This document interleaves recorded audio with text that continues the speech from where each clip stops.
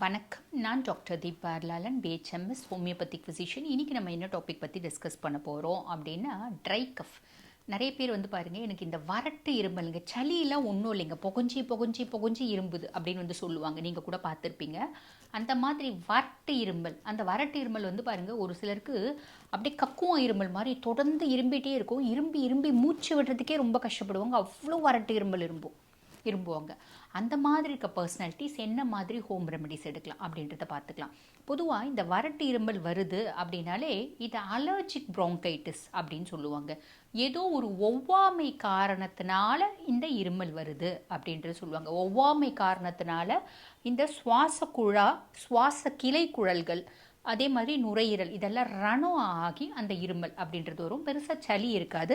அந்த ஒவ்வாமை காரணம் என்ன அப்படின்றத நம்ம ஃபஸ்ட்டு கண்டுபிடிக்கணும். நிறைய பேருக்கு பாருங்கள், இந்த ஒவ்வாமை எதனால் ஏற்படும் அப்படின்னு கேட்டிங்கன்னா, இந்த வே டஸ்ட் அப்படின்னு சொல்லுவாங்க பார்த்தீங்களா. இந்த கோதுமை அடிக்கிறது, அரிசி, நெல் இருக்குது பார்த்தீங்களா, இந்த நெல்லை அடிக்கிறாங்க பார்த்தீங்களா. நெல்லை அடிக்கும்போது அந்த உமீனோட காட்டு, பஞ்சினோட காட்டு, ஊதுவத்தி, வீட்டில் ஊதுவத்தி தேய்ப்பாங்க. அந்த ஊதுவத்தி தேய்க்கிற தொழில் இருக்குது அப்படின்னா அதனோட காட்டு, அந்த துகள்களும் அதனோட காட்டும். வீட்டில் கோழி பண்ணை இருக்கும், இல்லை இவங்க கோழி பண்ணையில் வேலை செய்கிறாங்க அப்படின்னு வச்சுக்கோங்களேன். அந்த கோழியினோட எச்சங்களோட காட்டு, அந்த கோழியினோட டாய்லெட்ஸ், அதனோட ரோமங்கள், ஆடு வளர்க்குறது, ஆடுனோட ரோமங்கள், இந்த ஆஸ்பெஸ்டாஸ் தொழில் செய்கிறது, ஒரு கம்பெனியில் வேலை செய்கிறது, இந்த மில்லில் வேலை செய்கிறாங்க பார்த்தீங்களா, அதில் இந்த பஞ்சினோட காட்டு, இந்த மாதிரி நிறைய விஷயம். அதுக்கு மேலே ஸ்மோக்கிங்கு, புரியுதுங்களா. ஸ்மோக்கிங் கான்ஸ்டண்ட்டாக இருக்குது. வீட்டில் நிறைய பெட்ஸ் வளர்க்குறது, அந்த பெட்ஸை சுத்தமாகவும் வைக்கிறது இல்லை. வீட்டில் பெட்ஸ் வளர்க்குறது கூட தப்பு இல்லைங்க. அந்த பெட்ஸை அழகாக குளிப்பாட்டி டெய்லி அவங்களுக்கு தலைவாரி கோம் பண்ணி அவங்கள நீட்டாக வைக்கிறோம் அப்படின்னா பிரச்சனை இல்லை. அவங்க நீட்டாகவே இருக்க மாட்டாங்க, ஆனால் அவங்கள தூக்கி வச்சு இவங்க கொஞ்சுவாங்க, மூக்கு கிட்ட வச்சுப்பாங்க. இல்லை வீட்டில் நிறைய தோட்டம் இருக்கும், தோட்டத்தில் பூக்கள் இருக்குது பார்த்தீங்களா, அந்த பூக்களோட மகரந்தம், போலன்ஸ், இந்த மாதிரி நிறைய காரணங்கள் இருக்குங்க இந்த அலர்ஜிக் ப்ராங்கைட்டிஸ்க்கு. அப்போ நம்ம இந்த வறட்டு இருமல் வருது அப்படின்னாலே நம்மளுக்கு அலர்ஜி இருக்குன்னு அர்த்தம். அலர்ஜிக்கான காரணம் என்ன நீங்கள் கண்டுபிடிச்சிடணும். அந்த காரணத்தை விட்டு ஒதுங்கி இருக்கணும். ஒதுங்கி இருந்தால் மட்டும்தான் இதை என்டையர்லி செட்டில் பண்ணிக்க முடியும், இல்லைன்னா திரும்பி வரும். அது ஞாபகம் வச்சுக்கோங்க. அந்த காரணத்தை ட்ரீட் பண்ணணும். கூட பாருங்கள், சில பல ஹோம் ரெமெடிஸ். அந்த காரணம் என்ன, அந்த காரணத்தை விட்டு ஒதுங்கி இருங்க. கூட இந்த ஹோம் ரெமெடிஸை நீங்கள் செய்யுங்க. கூட மெடிக்கேஷனல் ஹெல்ப்பும் எடுத்துக்கோங்க. மெடிக்கேஷன்ஸ் எடுத்தால் இந்த அலர்ஜிக்கெலாம் பார்த்தீங்க, இந்த வறட்டு இருமல், கக்குவா இருமல் மாதிரி பயங்கரமாக கேவிட்டு போகும்னு சொல்லுவாங்க பார்த்தீங்களா. மூச்சு ஒன்று திணறி அந்த மூச்சை கேவிட்டு போவோம் அப்படிம்பாங்க. குழந்தைங்கள்தான் அந்த மாதிரி பார்த்துருப்பீங்க. இரும்பி குழந்தை மூச்சு விட சிரமப்பட்டு அப்படியே மூச்சு நிற்கிற மாதிரி இழுத்துட்டு போவோம். அந்த மாதிரி இருக்குது இருமல் அப்படின்னா கூட ஹோமியோபதியில் பாருங்கள் எக்ஸலண்ட் ரெமெடிஸ் இருக்குது. ட்ருசீரா ருட்டுண்டிஃபோலியா அப்படின்னு ஒரு சூப்பரான ரெமெடி. இந்த மாதிரி எத்தனையோ விஷயம் இருக்குது. பிரயோனியா இருக்குது, ட்ரை கஃப்க்கு, ஓகேங்களா. இந்த மாதிரி ஏகப்பட்ட மெடிக்கேஷன்ஸ் இருக்க தான் செய்யுது.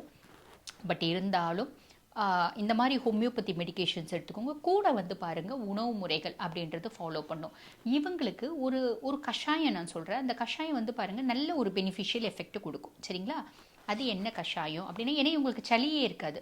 ஃபஸ்ட்டு விஷயம், காரணத்தை ஒதுக்கி வைக்கணும். ஹோமியோபதியில் மெடிக்கேஷன்ஸ் இருக்குது. நியர்பை ஹோமியோ டாக்டரை பார்த்து அதுக்கான மெடிக்கேஷன்ஸ் எடுங்க. கூட பாருங்கள் இந்த கஷாயம் எடுங்க. அது என்ன கஷாயம் அப்படின்னா, ஆடாத்தோட வெசிகோசா அப்படின்னு இருக்கும். ஆடாத்தோட இலை, அந்த ஆடாத்தோட இலை ஒரு 2 இலை எடுத்துக்கோங்க. நல்ல பெரிய இலைன்னா 1 போதுமானது. ஒரு இலை, குட்டி இலைன்னா 2 இலை எடுத்துக்கோங்க. ஒரு கிளாஸ் தண்ணியை ஒரு பாத்திரத்தில் போட்டு கொதிக்க வைங்க. கொதிக்க வைக்கிறதுக்கு முன்னாடியே 2 இலையை பிச்சு போட்டுருங்க. 2 வெத்தலை, ஒரு 4 துளசி இலை, ஆடாத்தோட வெத்தலை, துளசி இலை போட்டு நல்லா கொதிக்க வைக்கணும். ஒரே ஒரு கற்பூரவல்லி அதில் போட்டுருங்க. நல்லா கொதிக்கணும். கொதிக்கும் போது அதை இறக்கிடுங்க. நல்லா கொதித்து எக்ஸ்ட்ராக்ட் ஆகிடணும். அதாவது 1 டம்ளர் தண்ணி 3/4 டம்ளர் ஆகிடணும்.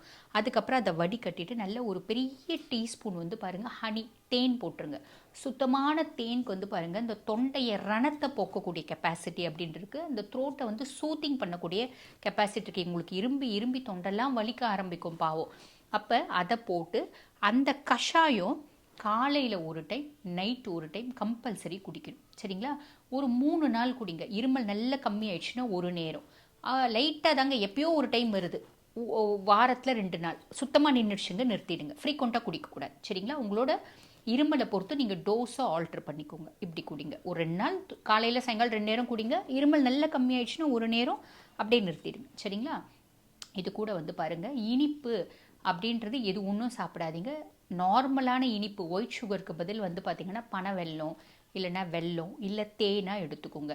செரிமானத்துக்கு கடினமான உணவு முறைகள் எடுக்க வேண்டாம், முக்கியமாக நான்வெஜ் எடுக்க வேண்டாம். இந்த மாதிரி இவ்வளோ இரும்புறீங்க, நிறைய கஃப் இருக்குது அப்படின் போது நான்வெஜ்லாம் வந்து ஜீரணம் ஆகாது. அப்போ நம்ம என்ன பண்ணலான்னா சாப்பிட்றதுக்கு எளிமையான உணவுகள், ஆவியில் வேக வச்சது, இட்லி, இடியாப்பம், புட்டு, தேங்காய் கம்மியாக போட்டு புட்டு மார்னிங்கு, நைட்டு வந்து பாருங்கள் எண்ணெய் இல்லாத தோசை, மதியம் ரசம் சாதம், இது கண்டிப்பாக எடுத்துக்கோங்க. சரிங்களா? தண்ணி இப்போ நிறைய பேர் நிறைய இரும்புதுங்க அப்படின்னு சொல்லிட்டு தண்ணியே குடிக்க மாட்டாங்க. ஏன்னா தண்ணி குடித்தா ஈரம் ஆகிடும் அப்படின்னு. தண்ணி வந்து பாருங்கள் நியூட்ரல் ஏஜென்ட், அது சூடும் ஆகாது ஈரமும் ஆகாது, பாடியினோட ஹீட் டெம்பரேச்சரை மெயின்டைன் பண்ணும். இப்படி இருக்கவங்க வறட்டு இருமல் இருக்குது அப்படின்னா ரொம்ப சூடான வஸ்துவும் சாப்பிடாதீங்க. சூடான வஸ்து வறட்டு இருமலை ப்ரொடியூஸ் பண்ணுறது இல்லை, இருந்தாலும் அந்த வறட்டு இருமலை வந்து அதிகப்படுத்திடும் உடம்புனோட ஹீட்டு. அப்போ நம்ம என்ன பண்ணோம், பாடியை வேறு எது சாப்பிட்டோம், இளநீ சாப்பிட்டு கூல் பண்ணிக்க முடியாது, எது சாப்பிட்டும் கூல் பண்ணிக்க முடியாது, தண்ணி அட்லீஸ்ட் 3 லிட்டர் குடிச்சிக்கணும். இந்த கஷாயம் குடிச்சிக்கணும். மத்தியானம் வந்து பாருங்கள் ரசம் சாதம், தயிர் சாதம் சாப்பிட்லாமா, சாப்பிட்லாம். ஏன்னா இவங்களுக்கு சளியே இருக்காது, அதனால் தயிர் சாதம் சாப்பிட்லாம். இல்லை கொஞ்சம் பயமாக இருக்குது தயிராக சாப்பிட்றதுக்கு அப்படின்னா நீங்கள் என்ன பண்ணலான்னா தயிர், 1 கப்பு தயிர் எடுத்துக்கோங்க. சின்ன வெங்காயம் ஒரு 5 வெங்காயம் பொடியாக கட் பண்ணி கொஞ்சம் மஞ்சத்தூள் போட்டு அந்த சின்ன வெங்காயத்தை கொஞ்சம் நெய், 1 டீஸ்பூன் நெய் போட்டு மஞ்சத்தூள் போட்டு அந்த சின்ன வெங்காயத்தை வதக்குங்க. வதக்கிட்டு இந்த தயிர் போட்டு உப்பு போட்டு அந்த தயிர் எடுத்துக்கோங்க. மஞ்சள் வந்து பாருங்கள் ஆன்டி இன்ஃப்ளமேட்டராக ஒர்க் பண்ணும், அதே மாதிரி அந்த நெய் வந்து தொண்டையை சூத்தன் பண்ணும். ஸோ ஈரமும் ஆகாது, இந்த வறட்டு இரும்பலும் குறையும். ஆக தண்ணி குடிக்கிறத கண்டிப்பாக நிறுத்தக்கூடாது. இந்த பாடியை வந்து கூலிங்காக வைக்கிறதுக்கு ஒரே ஒரு இது என்ன அப்படின்னா இந்த தயிர் பச்சடி வெங்காயம் போட்டு வதக்கி எடுக்கும்போது நெய்யில் வதக்கிக்கோங்க, மறந்துடாதீங்க.